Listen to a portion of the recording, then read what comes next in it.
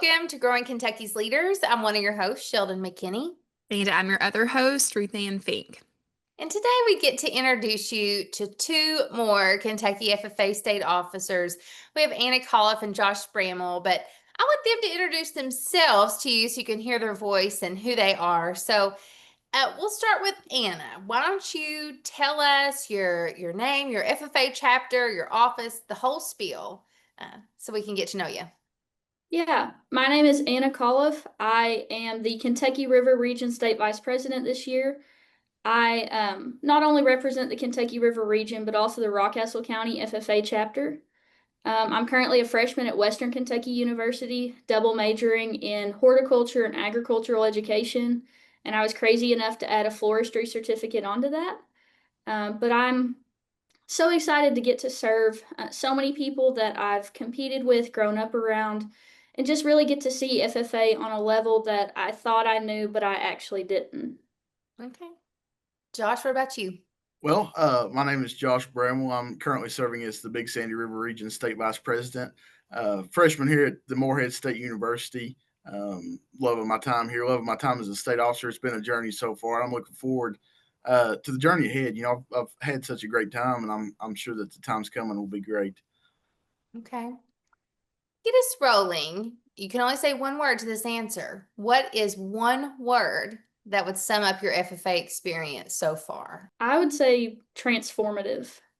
Okay. Josh?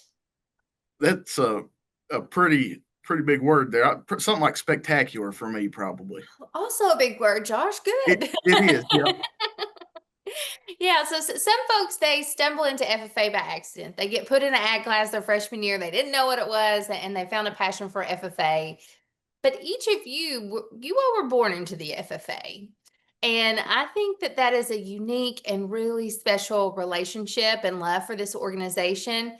So I want you all to share, we'll start with Josh this time. What is your first FFA memory? And then how did you begin to carve out your own path in our organization? I had to think quite a ways back for my first FFA memory, but I can remember vividly. East Carter FFA was making sorghum, and me and my dad went out there because my grandfather was the advisor there, and we tasted the sorghum. And I remember how sweet that was. It's just a little trivial memory, but that really sticks in my mind. And then growing up, I saw that. I saw the FFA. My dad was an ag teacher for a time there, and of course my grandfather as well. And the way that they talked about the contests and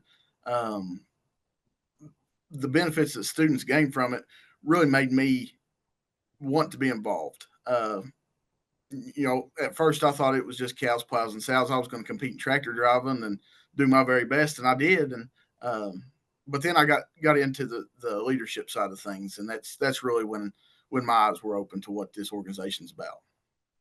Okay. Anna, what about you?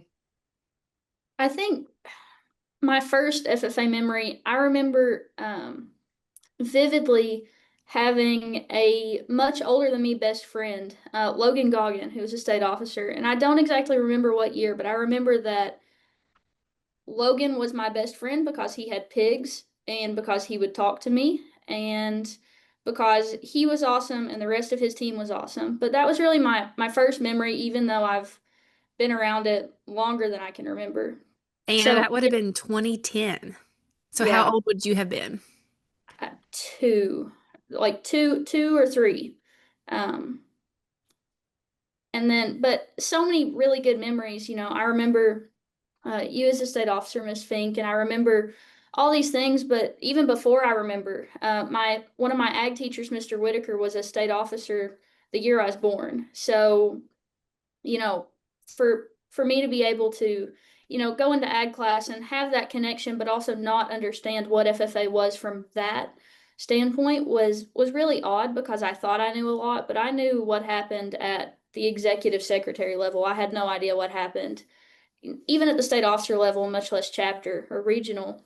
And, as I kind of went through that, I realized how quiet I was, but also how much FFA had already begun to change me, just seeing it 14 years before I got involved. And then growing into that, how much it's changed me in the past 5 years, how much I've been able to speak to you all today, how much I've grown out of my comfort zone to the fact that I can talk to a sponsor and not curl up in a ball and want to go hide. And things like that have just being able to see that as far as I can remember back to Logan and up to now is just really cool to be in that connection and have other people even on the team who have those connections too. Yeah. You all, just by being proxy of all these FFA experiences for decade, very long time, your entire lives, I dare say, you have experienced a lot of different leadership styles just by getting to be around those people. Anna, you mentioned like past state officers and different ag teachers have been part of your lives. Like you've just seen a lot of leadership. Of the people that come to mind, if you're like, oh yeah, like these are the leaders that are coming to my mind right now, what are the qualities that they have that make them a leader? I want to talk about those qualities. Josh, will you take this one first? Like, what are some qualities that those leaders all have in common? I sure will. The first thing that came to mind, my grandfather said, uh, "Don't ask somebody to do something that you wouldn't yourself do." Um, and that really stuck in my mind is if I'm not going to do it, what makes me think that they're going to do it for Mm-hmm. me? And I think that leading like that is the best way to lead. To be able to lead by example, more or less, is what I'm getting at here. To be the example and to lead like that is the pinnacle of leadership, in my opinion. Yeah. What about you, Anna? What are some common themes that you've seen? Kind of similar to that same note, leading by example. I think I've seen so many people who have kind of showed what servant leadership is all about, and especially for me, being one of those quieter people, most of my life being really introverted and not wanting to talk to people for a really long time, being able to, be able to serve in the background and exhibit leadership in a way that was good for me for a time, but didn't push me to places that would have said, no, she can't be a leader in this time. So being able to lead, whether that was, at our chili supper and auction for getting a bag of lettuce and running 5 minutes to go get it, that was rough one year. But being able to do things like that for other people and help them out, lead by example, like Josh said, doing that is one of the biggest ways that leadership has impacted me and that I see leadership in myself and other people. That's really good. You both have very servant hearts, and that's very Mm-hmm. clear to see. That's why you've made your own path in FFA and you've really done it from a heartfelt place. And that's obvious and clear. You both have really special SAE projects and that you've worked on for a long time. You were both regional finalists for Kentucky FFA State Star in different categories. So why don't you kind of tell us what were your SAE projects? How did it get started? How did it grow? Anna, we'll start with you. So I started my first SAE project. I actually started it before I was an FFA as a 9-year-old. My grandfather decided to open up a retail greenhouse because he missed being busy as an ag teacher for Madison Southern. Mm-hmm. And he said, I want to open a greenhouse. And I was crazy enough to say, I want to learn how to do this. And as I learned how to do it, I really fell in love with the horticulture industry, and that became my top SAE. And then additionally through that, I also worked with my other grandfather, helping him mow a couple family properties. But as freshman year came and went, and we continued to talk more and more about SAEs in my Principles of Agriculture class, I realized I wanted to do something a little bit different. And I actually had really fallen in love with, the smell of evergreen. My family does a fresh Christmas tree every year in our house, and I was like, what if I made Christmas wreaths out of that?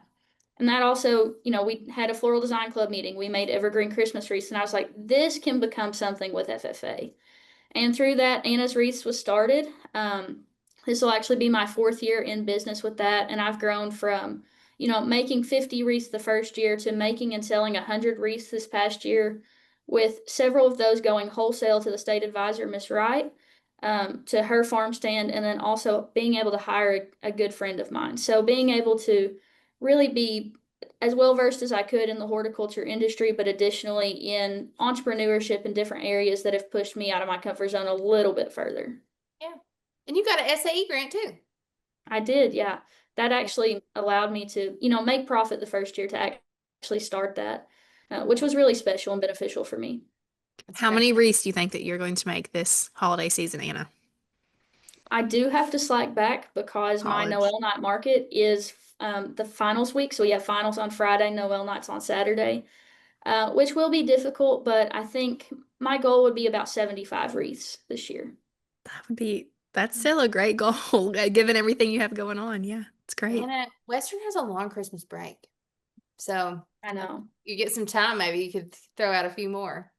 I'm excited. Yeah. All right, Josh, tell us about your project. Well, getting started off, I think I was 7 or 8 years old. My dad had gifted me a sheep, and under the condition that I would show it in the upcoming livestock show. So I did. Sold it there and made about $400. And fortunately, he wasn't on my back asking for his money back, and decided to donate that to me. And from that, I was able to expand into a variety of different things. Now, I'm not saying I was making executive business decisions at 9 years old. I had some help, but I got into sweet corn production, got into cattle production, incrementally, of course, and just a variety of different things. Firewood production. I buy firewood. It's firewood and ag sales. Okay. Entrepreneurship. Buy firewood and then resell it, and fall decor. I'll buy fall decor and resell it, and all that stems from that first real agriculture experience that I had with that show sheep. And I'm so grateful for the people that I've had along the way who've helped to guide me along the way and teach me things that I use every day. Yeah. Yeah, I didn't know that you bought and resell fall decor, but I know somebody who makes Christmas wreaths. If you're interested in buying and reselling some Christmas wreaths at your firewood stand, that'd be a good idea. Yeah. Little partnership action going on here at Growing Kentucky's Leaders. Yeah. Well, guys, we have talked about your all's past a lot, and I think that I'm so glad we got a chance to talk about that because it's super relevant to who you all are today. But I want to talk about like the season of life you're in now, as state officers that you're serving in this great capacity. Lots of responsibility this year. I know we're nearing the halfway point, so just want to ask you, how has being a state officer helped you grow personally so far? Josh, will you start us off on this one? Yeah, if I can figure out where to start here, I've grown in so many different ways. Probably most of all is just perspective. For a long time, all that I saw was Carter County, Kentucky, and just to tell you the truth, there's not much in Carter County, Kentucky. But to be able to see that there's different places and the people there are all different but all the same is been really eye opening. And I feel like I've grown in that to understand that not everybody's the same, but in the same way, everybody is the same. And that's what makes this organization so special is that we all share that common ground. Yeah. And you know what, Josh, if that is all you walk away with of like, this is how I personally grew as a state officer, then you've done it. Like, that's a great thing to walk away with that not many people have access to, of gaining that new perspective. So we'll have to ask you in another 6 months how you've grown. I'm sure the answer will change by then. Oh, 100% it will. Yeah. Anna, what about you? How have you grown so far just personally through this journey? Well, I came in with a knowledge of, like state officers. I've seen state officer teams as long as I can remember, and I've had connections with each one of them and seen them as big siblings. But, now that's not the case. Now I'm actually a part of that team. And I didn't realize how different it would be seeing it as an outsider versus seeing it from that perspective. But I think the biggest thing for me has really been just being able to push out of my comfort zone, and being okay with that. That's kind of been my thing all throughout my FFA journey. What am I doing to help myself grow? What are other people doing to try to push me to grow? And this has been another one of those things. For I don't even know where to start with what things within the comfort zone, but actually a couple weeks ago, Miss McKinney challenged me to start line dancing classes at college to try to get out of my comfort zone. And I I started, and it is the most out of my comfort zone thing I could do. But, on other notes, all the girls on the state officer team bought muumuus, and we wear them out in public when we're all 6 together. That is not something that I would have done 6 months ago. That's still not something I enjoy doing, but I'll do it because everyone else does. And even though I don't like it that much, it truly is iconic, and it's something I'm going to look back on in the next, 6 months, 5 years, whatever that looks like, and just say, I did that, and I'm proud of that. So I think that's the biggest way. But, I think coming from 2 of the quietest people in base camp, me and Josh were the people who, like, we were forced to talk a little bit by the facilitator, but I think, seeing now that we can have this conversation with you all, be vulnerable in that, and then not be the quietest people in the room with the rest of the team, I think that just shows a lot of growth on another note Yeah. for everyone. It takes all kinds of people to make Yes. teams go and to connect with FFA members. And if it was just, they were all Anna Chaliffs, or they were all Aiden Manleys, they were all Josh Brammells, you would only connect, it's limited to who you can connect to. So you all have a group of people who you all are going to connect to and make a difference in their life, and growing is part of that. And Anna, I am proud of you. We're going to have to see those line dancing moves. Are you looking for fresh, new talent to add to your workforce? We have the perfect opportunity for you. Our Kentucky FFA Works program is available for company partner signups now with some exciting new improvements. Apply on our website at www.kyffaworks.com by December 31st, and you will have the opportunity to receive a selection of talented FFA members looking to be hired every quarter. We help you find the cream of the crop so that you can spend less time recruiting. Let's talk about your team. You all have a really great group of officers to be with. What is your big goal for a team, for the state this year? What do y'all want to accomplish? And kind of how have you found your place on that team and to accomplish that goal? We'll start with Anna. Well, I'm sure the others that you have had on have kind of talked about our goals for ourselves. And with that, we kind of said that we wanted to show up and show out. So be there for members in whatever that looks like, whether that's in the muumuus, if that's, all dressing up as characters from the Lorax for Rising Sun Conference, whatever that ends up being, and however uncomfortable that is for us. But showing up for those members and being able to, show them it is okay to be uncomfortable, because that ends up helping you grow more. So being able to say that was our goal for ourselves. But then I think, from a membership standpoint, specifically for me, and we kind of all talked about it, was include to engage. So how do we promote inclusion and transition that into engagement? And I know, for me in my chapter, we had our fall cookout was always 6 p.m. on a Thursday night when every sports team has practice.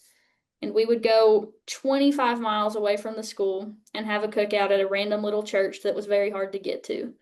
And we had officers only, officers and their families. That was it. And by looking at that and saying, what are we doing that we could try to include more people? Having that directly after school, at school, still inviting alumni. Maybe we don't have as many alumni show up, but we have other events that they can come to that we're keeping the same. And being able to, they engaged with 80 members this year that were not in the executive team. So being able to, see that as a state officer team on a chapter level, on a state level, it's kind of been really good to see. But I think on a team level, we've just been so comfortable with trying to say, what can we do and how can we help others do that too? And I think that's just been really cool to see, especially at Rising Sun, being able to see us all kind of file into our roles. Dressing Clinton as the Lorax, including orange face paint that stayed on all night. Doing things like that we would never do at state convention, but trying to see, what does that look like? How can we get these chapter leaders to go back to their chapters and help us with our goals and help them create goals for their chapters? Yeah. Josh, what's been your role in that? How have you stepped into it? That's a good question. Like Anna was saying, our team motto has really been to show up and show out. So I what's it think, mean for you? what's that?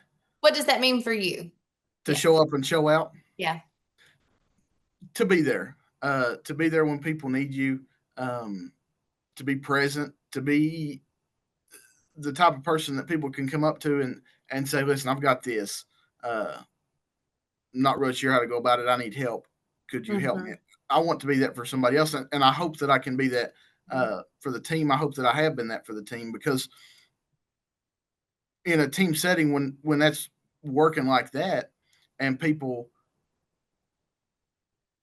are approachable, you're going to get a lot more done. You're going to be a lot more effective as a team, and Kentucky FFA will thrive because of that. I truly feel. Yeah, I think you're right. I love that this is your all's like team motto, what really drives you. It's important to have something to always come back to, because the responsibilities of a state officer it's a lengthy list of things that you all are asked to do throughout your year on top of being full-time students in college.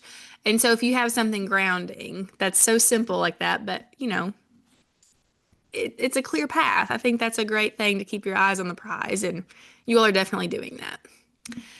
All right, this next question is fill in the blank. It's like back in the old days with school.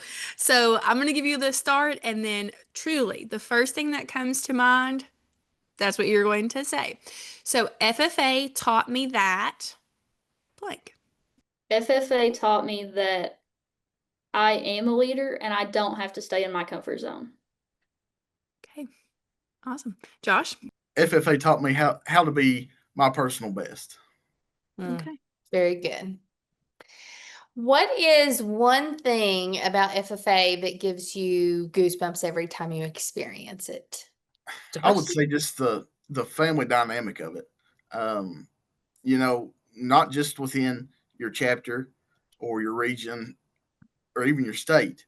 Here in a right at a week, we're going to go to Indianapolis, Indiana, and stand with some 60,000 FFA members, and for me, every one of those people has something in common with me. I can go up to any one of them and talk to them and be able to have a good conversation with them because of that blue jacket that they're wearing, and that is so special to me. Just to know that there are people in this organization who think like me, who have the same ideas, and all fit into this big family together. Yeah, they're the same values. There you go. Values is a good one. Yeah. All right, Anna, what about you? What still gives you That's hard. goosebumps? That's hard to beat. Yeah. Kind of piggybacking off of that, I think how much you can learn about other people still amazes me about FFA. About this team, I knew a couple of the names. I had been to Eiffel and these other things with some people, but I didn't fully know, anything about the people that I'm serving on this team with, or the people that I'm around, as a state officer in my chapter, whatever that looked like. But how much we're still tied together, and how much I can learn about those people just from having different conversations in different settings. But, even this weekend, we weren't all there. We weren't all there at one time, but, like 9 of us sitting, or at one point, I think 6 of us just sat in a cave for an hour and just spent time with each other. And we didn't say much, we didn't do much, but aside from Molly stacking rocks on Josh's head to see how well he could balance. But aside from that, we did nothing for an hour. We just sat with each other. And in that moment, we didn't say anything, but we learned so much about each other just from having that connection, having that family like he talked about, but also just being able to be with each other and learn in that moment. That's so good, guys. Okay, in the same vein, I'm going to keep on with some these are going to be truly like rapid fire. Like first thing that comes to mind. There is no pausing to think. And no explanation. No explanation, but they're also less serious. So you can take a sigh of relief. All right, let's go Anna and Josh for each of the questions. Like Anna, then Josh. Okay. Favorite CDE or LDE? Plan judging. Parliamentary procedure. Go to gas station snack on the way to an FFA event. Ale 8 and combos. Kit Kat and Mountain Dew. Most used phrase on your officer team. It's all good. There you go. I'll second Anna. Guys, this has been a funny one. I looked back. I was really thinking the first time we asked this, it was razzle dazzle. Oh yeah, that's what they said. I Yeah. forgot about that one. Yeah. Yep. And then another person, she could not think of what it was, and she was like, "I love you." Like, I oh my miss you. God. That's funny. It was Okay. sweet. All right, last one. What is just one thing FFA taught you that school did not? How to be adaptable. Okay. How to be the best that I can be. It's good. Cool. Let's finish with one more question. We've kind of went to time, but I want to ask you, this could be serious, silly, whatever is true. But what is something that you can't stop talking about? Josh, you go first. Yeah, for me it'd be UK basketball. Looking forward to this upcoming year. It'll be a good one. Okay. It's a good one. Anna? How much I have learned about our greenhouse operation versus what I've learned in greenhouse class. Okay. Okay. Greenhouse girl, you are thinking about it and talking about it all the time. It's your passion. Hope Yeah. your grandfather's ready for some change. He doesn't want change. I've already talked about it. Like, no thanks. So, guys, it has been a pleasure to talk to you all and just really introduce you on a deeper level to the Kentucky FFA audience. Y'all are just the sweetest and just so heartfelt and genuine in all your interactions. It's a pleasure to get to know you and just rooting for you all year long. Thank you. Thank you. Yeah, well, thanks for being on the show today. And thank you all for joining us on another episode of Growing Kentucky's Leaders. Growing Kentucky's Leaders is a podcast brought to you by the Kentucky FFA Foundation. Our music is performed by Bourbon County FFA member Joe Fritch. Artwork is by Julie Fritch Creative. Your hosts are Sheldon McKinney and Ruth Ann Fink, and you can find us on all social platforms at Kentucky FFA.